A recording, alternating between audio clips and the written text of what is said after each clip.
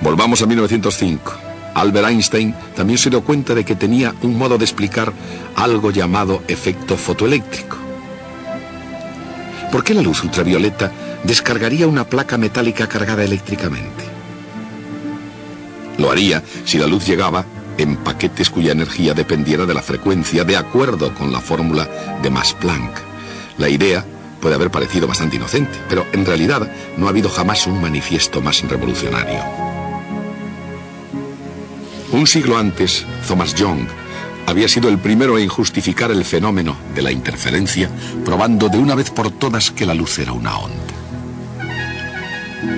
A finales del siglo XIX, la teoría de Maxwell había explicado lo que ocurre cuando cargas eléctricas crean ondas luminosas que se propagan en el vacío.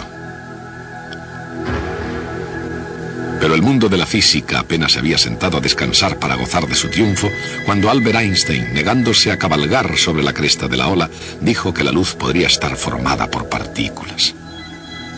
Eso provocó que la revolución comenzara en serio. Provocó a Ernest Rutherford, el cual desde el momento en que se dio cuenta de que algunos rayos alfa rebotaban en la plancha de metal, eran exactamente revoluciones lo que tenía en mente. Al igual que Copérnico antes que él, Rutherford situó el núcleo en el centro del átomo y colocó los electrones en movimiento girando a su alrededor. Hubo una vez, mucho tiempo antes, en que la pregunta había sido: si la Tierra se está moviendo lanzada a través del espacio, ¿por qué no salen volando las cosas que están sobre ella? Ahora la pregunta era: si el electrón es acelerado constantemente, cayendo eternamente en su órbita alrededor del núcleo, ¿por qué no irradia su energía orbital y cae al núcleo? Niels Bohr se presentó con un salto acuático y una parte de la respuesta. Solo se permitirían ciertas órbitas especiales, aquellas cuyos momentos cinéticos fueran múltiplos de h con barra. Y la luz solo podría ser emitida o absorbida en saltos entre órbitas. Eso es exactamente lo que se necesitaba para explicar el tamaño y el espectro del átomo de hidrógeno. ¿Qué se necesitaría para explicar por qué se permitían precisamente esas órbitas y no otras? El príncipe Luis de Boyle era un aristócrata como el que más, pero tenía también un espíritu democrático y un sentido de la igualdad de oportunidades. Dijo: si la luz puede estar formada por partículas, ¿por qué no pueden los electrones ser ondas? Las ondas del electrón producirían interferencias constructivas tan solo en las órbitas que el doctor Bohr había organizado. Y eso realmente provocó problemas. Mientras que el mundo de la física parecía ir de triunfo en triunfo, su propia estructura se estaba desenmarañando, o para expresarlo de otro modo, la dualidad partícula-onda parecía una metáfora defectuosamente mezclada. Indudablemente, las ondas de diferentes longitudes podrían combinarse en un paquete o en un bulto vagamente parecido a una partícula, pero entonces esta ni siquiera tendría una cantidad de movimiento definida. A su debido tiempo, esta extraña idea no solo llegaría a ser aceptada, sino que se conocería como el principio de incertidumbre de Heisenberg. El principio del profesor Heisenberg describía en términos generales las nuevas leyes de la física. Los detalles se podrían encontrar al resolver una nueva ecuación dada por Erwin Schrödinger. Y cuando se resolvió esa ecuación, ofreció una imagen del átomo que iba más allá de la imaginada por Niels Bohr. La nueva teoría, llamada mecánica cuántica, explicaría mucho más que los estados del átomo de hidrógeno. Explicaría también todos los otros átomos de todos los otros elementos. La mecánica cuántica puede muy bien convertirse en el triunfo definitivo de la física.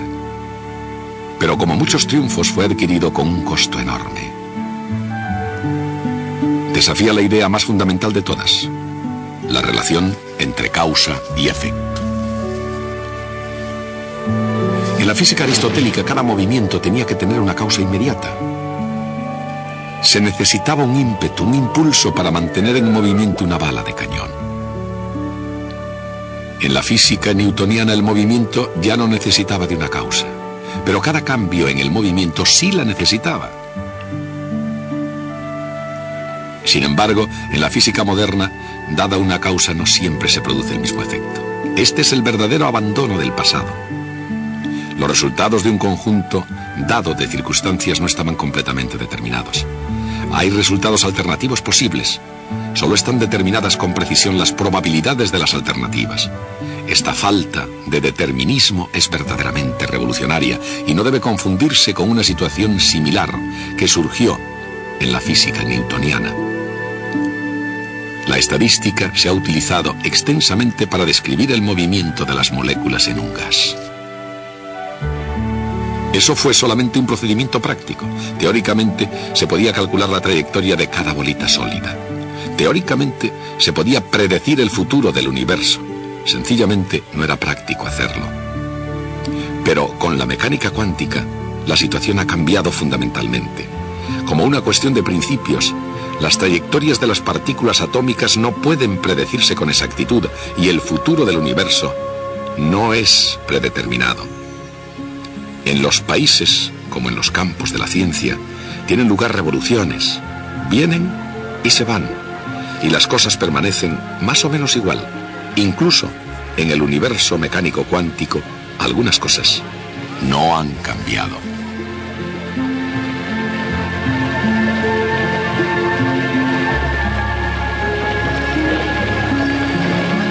La energía se conserva, como siempre lo hizo.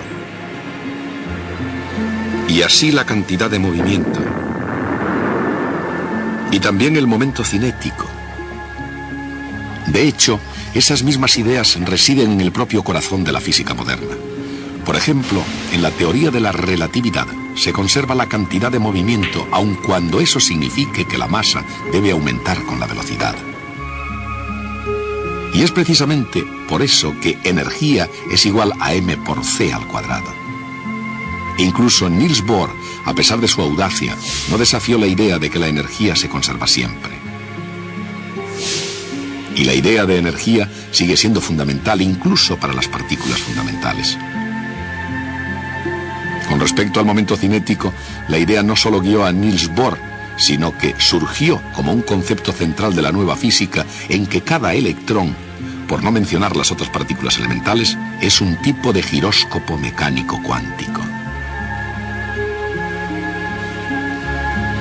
Y sin embargo, es difícil imaginar cambios más profundos que los originados por esas dos grandes revoluciones separadas solamente unos pocos cientos de años. Primero, las esferas de cristal de los antiguos se transformaron en una máquina racional perfectamente ordenada, el universo mecánico. Y luego, en un asombroso cambio de rumbo de los acontecimientos. El tiempo y el espacio, la materia y el movimiento, los émbolos y engranajes propios de la gran máquina se hicieron irreconocibles.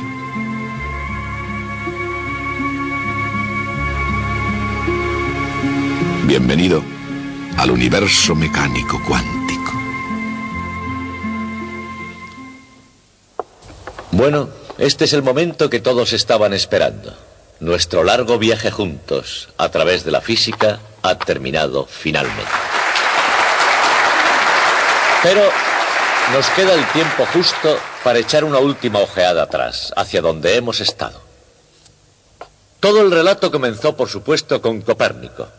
Copérnico dio un pequeño empujón al sistema aristotélico y todo se vino abajo. 150 años más tarde, había sido reemplazado por la visión del mundo de Newton.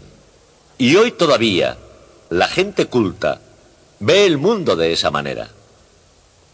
Bueno, no toda la gente culta.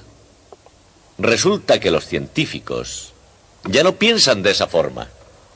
En nuestro propio siglo, y de hecho prácticamente dentro de nuestra generación, ha habido una nueva revolución científica. Y las leyes de Newton ya no son la ley de la Tierra. Pues bien, esto plantea una pregunta interesante. Si ya no creemos que las leyes de Newton son verdaderas, ¿por qué nos pasamos tanto tiempo enseñándoselas a ustedes? Y otra pregunta relacionada con la anterior. ¿Es esta nueva revolución semejante a la original en el sentido en que se han reemplazado leyes erróneas por leyes correctas? La respuesta a ambas preguntas reside en el hecho de que las leyes de Newton son realmente tan verdaderas como lo han sido siempre. La luna sigue cayendo 1/20 de pulgada por segundo, como lo ha hecho siempre. Lo que hemos descubierto es que las leyes de Newton no son la última verdad. Surgen de leyes aún más profundas. Pero en cierto sentido, esta nueva revolución es semejante a la anterior. Y es que ha habido un cambio en el tipo de preguntas que formulamos. En la primera revolución científica, la disputa sobre la interpretación de la autoridad humana o divina fue, con la poderosa ayuda del razonamiento matemático cuantitativo, reemplazada por la observación, por la medición y por la comprobación de hipótesis. Y el resultado de todo ello fue el universo mecánico. Un universo que inexorablemente forjaba su destino de acuerdo con leyes mecánicas, precisas y capaces de predecir. Hoy no creemos ya en ese universo. Si yo conozco la posición exacta de una partícula en un cierto instante, yo no puedo tener idea de a dónde va o a qué velocidad va. Y esa pregunta no es en absoluto diferente a preguntarse, a decir, muy bien, no se sabe a dónde va, pero ¿realmente va? Esa es precisamente la clase de pregunta científicamente sin significado. Esa es la naturaleza del mundo en que vivimos. Ese es un universo mecánico cuántico. Y hoy no puedo decirles hasta el próximo día. Hoy lo que les digo es adiós y buena suerte.